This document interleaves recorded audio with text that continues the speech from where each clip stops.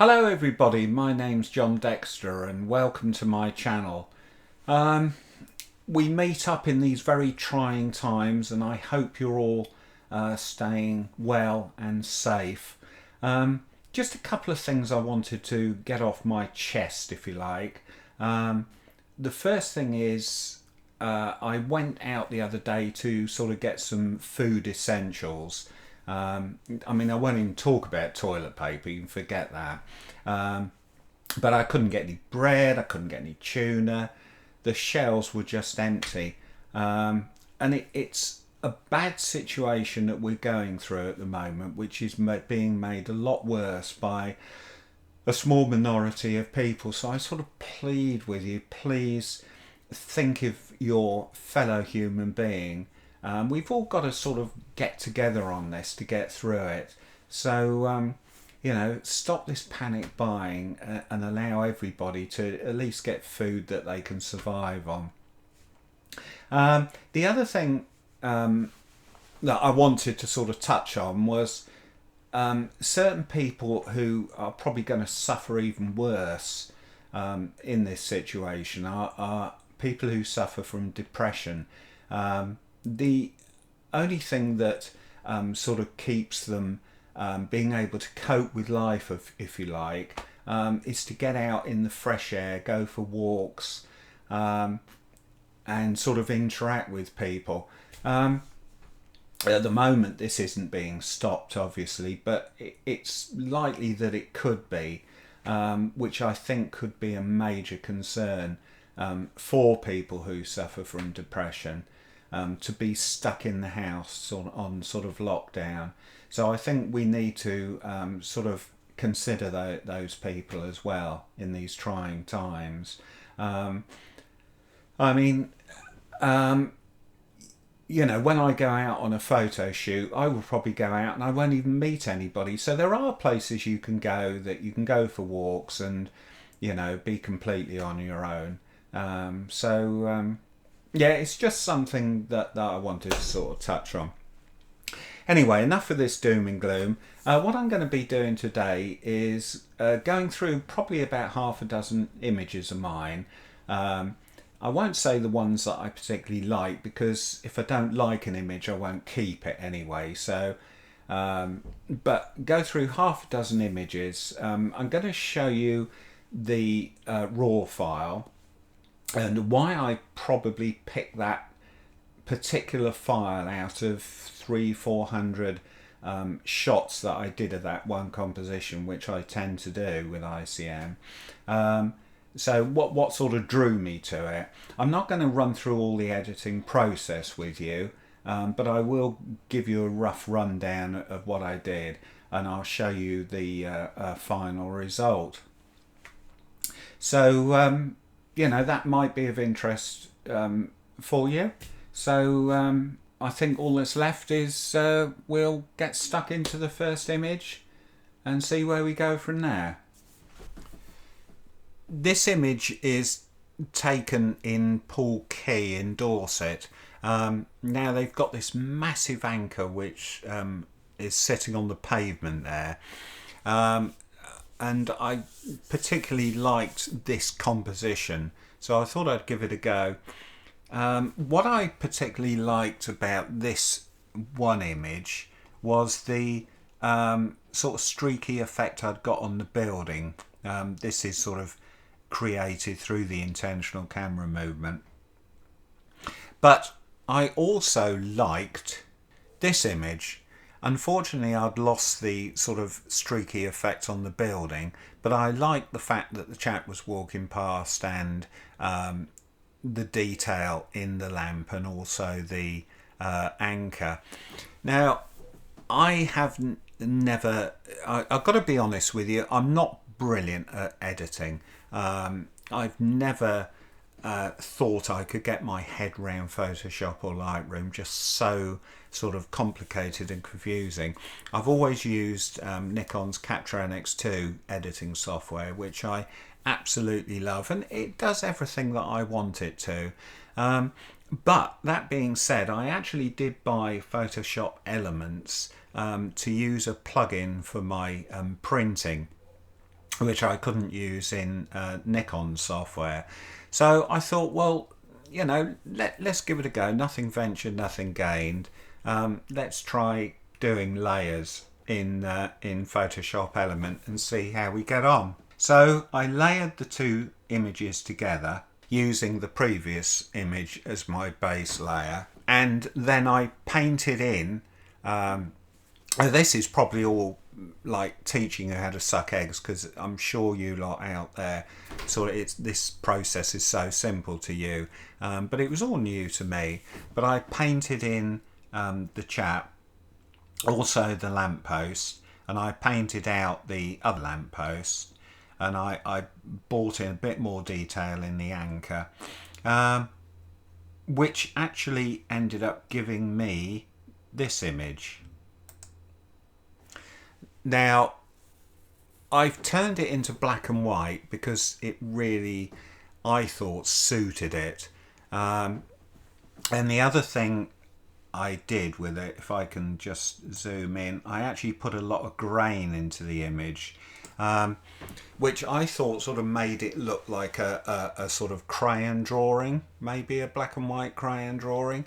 So yeah, I was really sort of chuffed, not only with the fact I'd managed to do it, although it did take me nearly a day to do, but I was really pleased with the final result.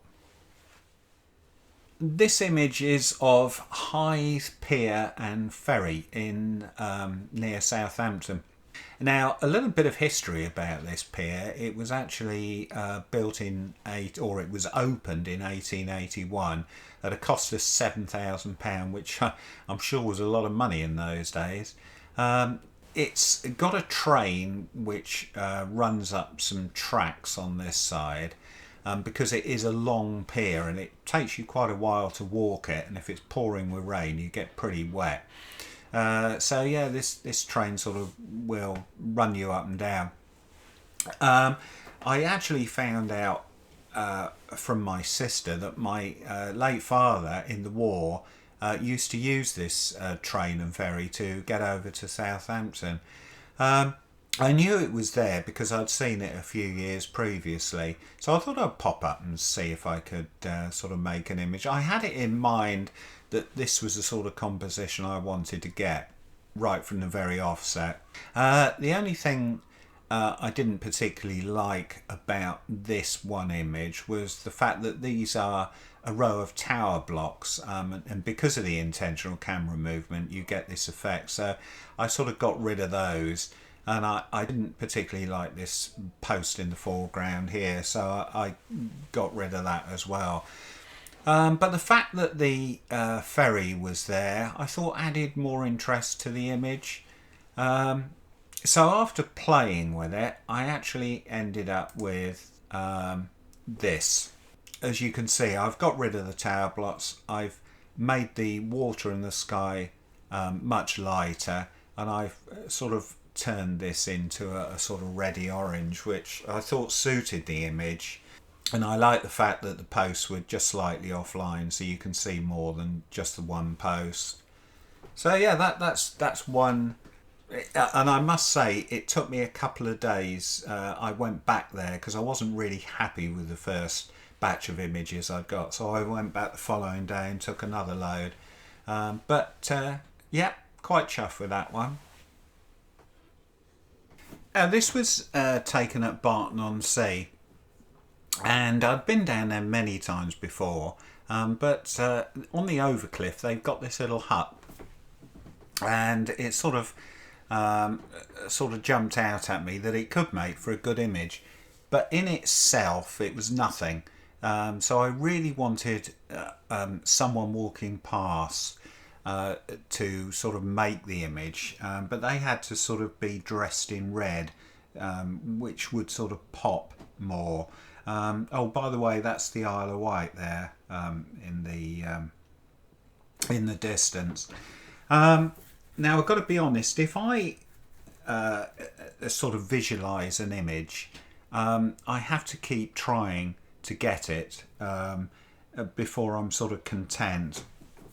And I knew there was an image to be had here, and it actually took me 3 visits to get this chap dressed in red walking past, because it was a sort of wintry day and there weren't that many people about. So yeah, this is the one I chose out of the many that I took. But I'm going to make an admission here. I cheated, and I have never done this before, and I'm not too sure I'm going to do it again. But it was a good image, but there was definitely something missing in it. So if I show you the final image, this is it. And as I'm sure you'll spot, I actually gave the chap an umbrella. Which, to my way of thinking, just set the whole thing off. And I darkened the foreground and the hut, which is what I always had in my head I wanted to do anyway. Is that cheating? Yeah, I suppose it is, really.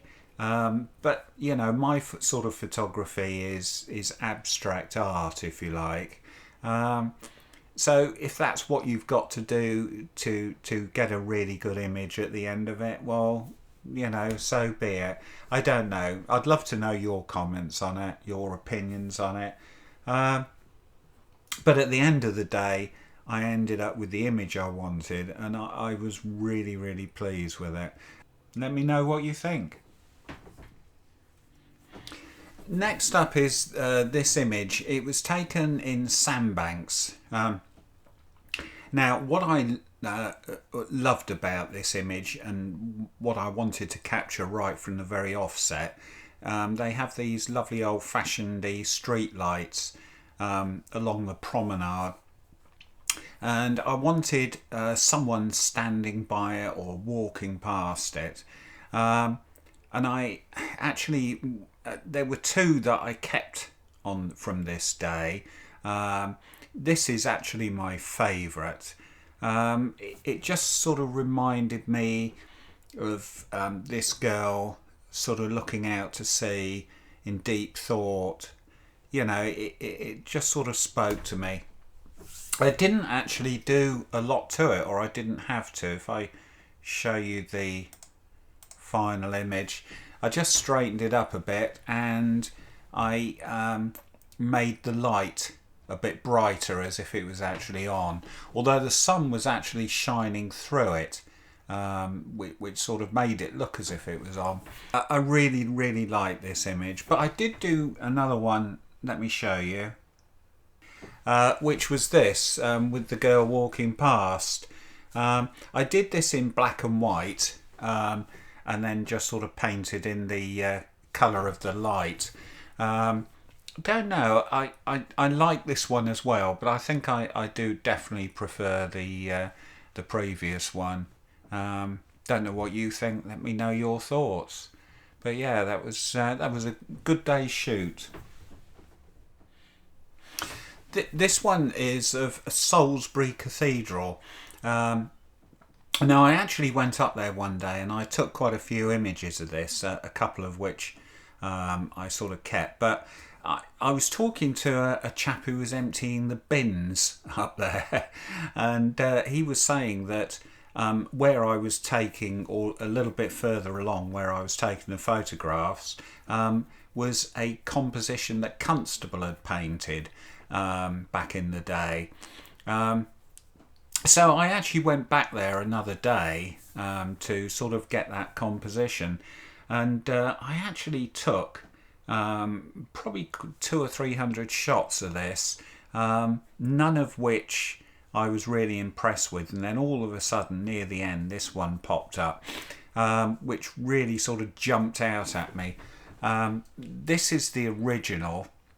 The actual cathedral was quite a long way away, so I was using a zoom lens. I can't remember what lens I was using. Let's have a look. Yeah, it was a 70 to 210 on 135.